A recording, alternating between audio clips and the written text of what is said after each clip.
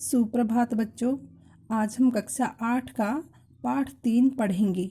बस की यात्रा।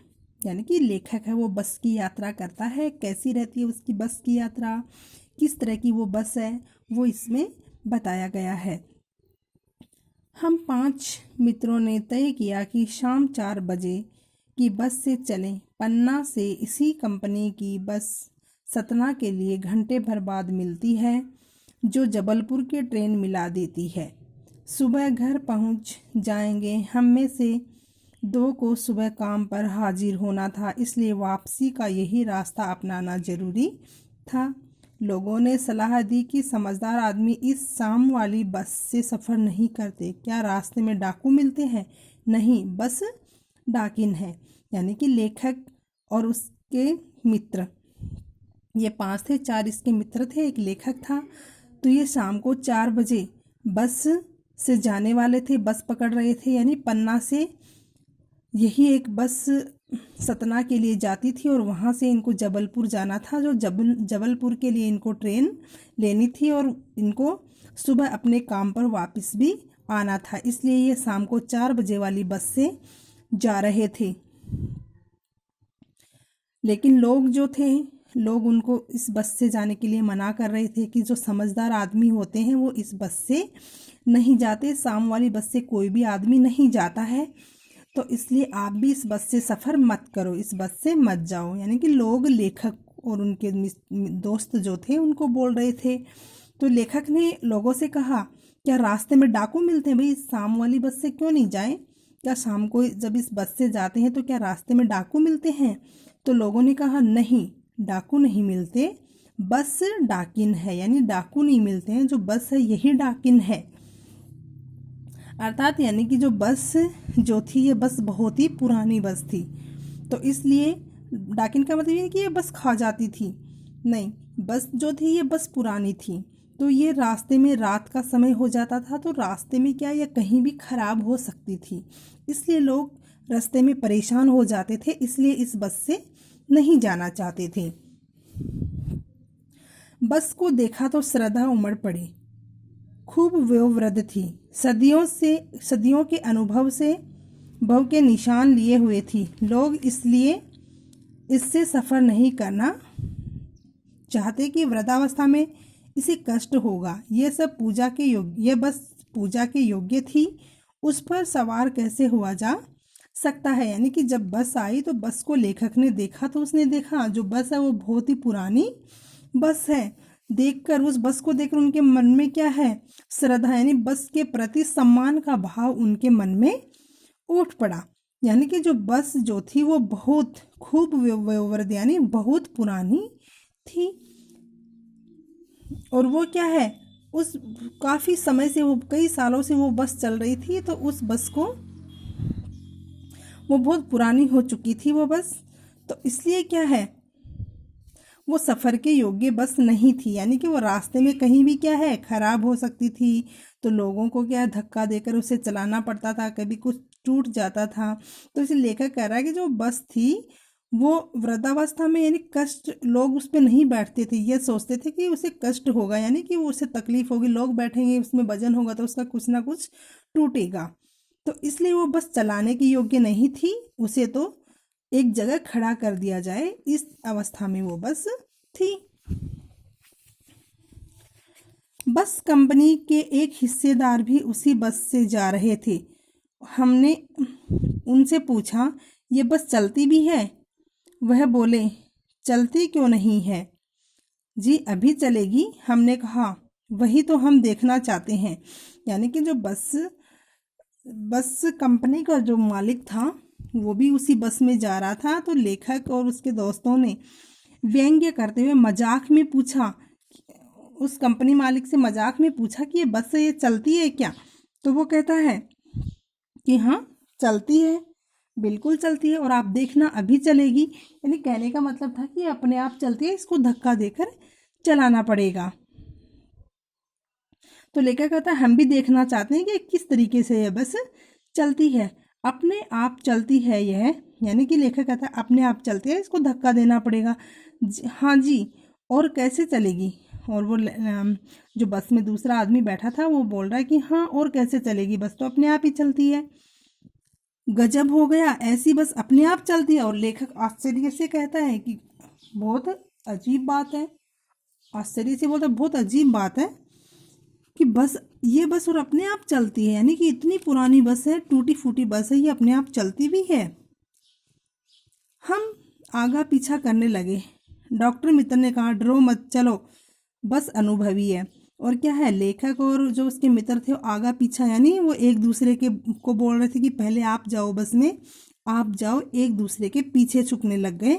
तो उनका एक डॉक्टर मित्र होता है, वो कहता है कि डरो मत, चलो आप बस में बैठो, बस को बहुत अनुभव है, यानी बहुत पुरानी बस है, ये हमारे साथ कुछ भी गलत नहीं होगा।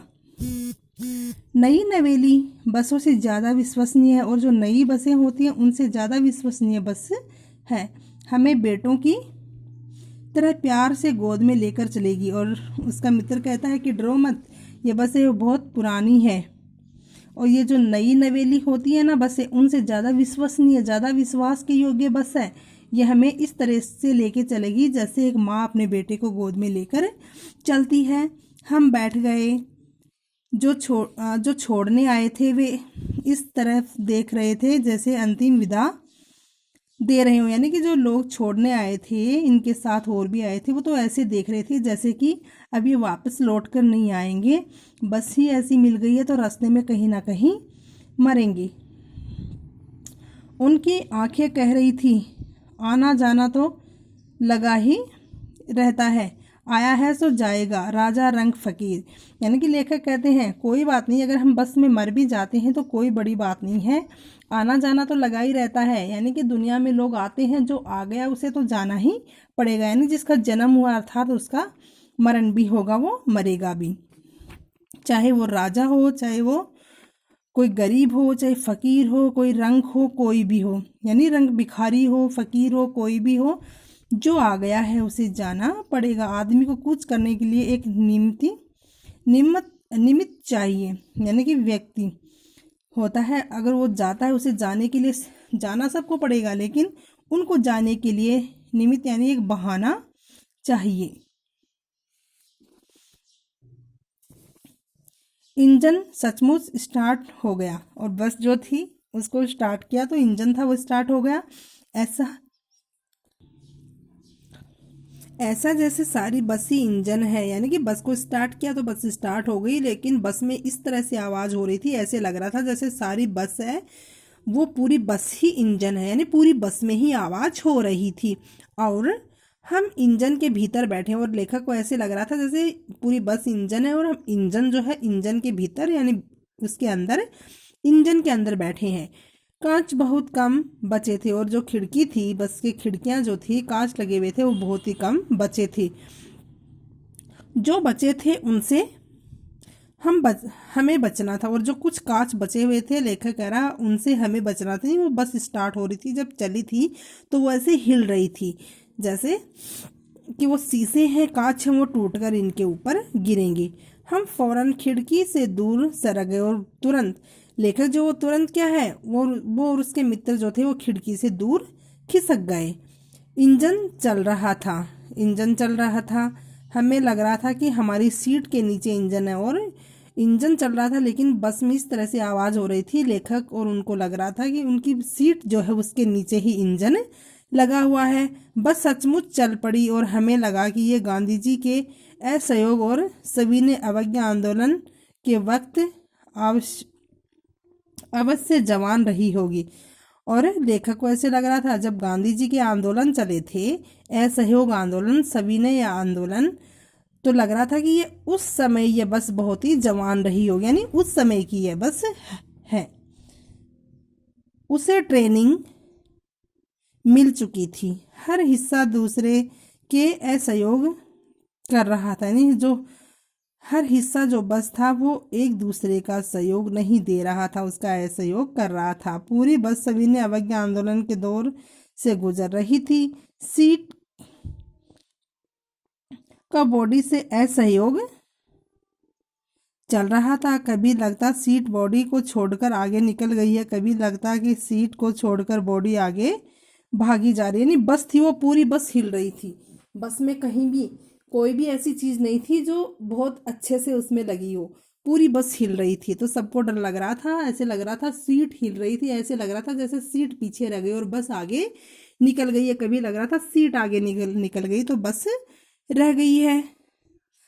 8-10 मील चलने पर सारे भेदभाव मिट गए। और जब 8-10 मील चले तो उनके वो जो सारे भेद थे, सारे भेदभाव थे, वो उनके मन से मिट गई। वह समझ में नहीं आता कि सीट पर हम बैठे हैं या सीट हम पर बैठे, यानी बस इस तरह से थी, उनको आदत हो गई बस कि बस इस तरीके से थी। उनको ये समझ नहीं आता कि हम बस में बैठे हैं या बस हमारे ऊपर बैठी है, हम सीट पे बैठे हैं या सीट हमारे ऊपर बैठी, यानी पूरी बस इस तरीके से चल रही थी। और लेखक जो था वो डरते हुए उस बस से जा रहे थे।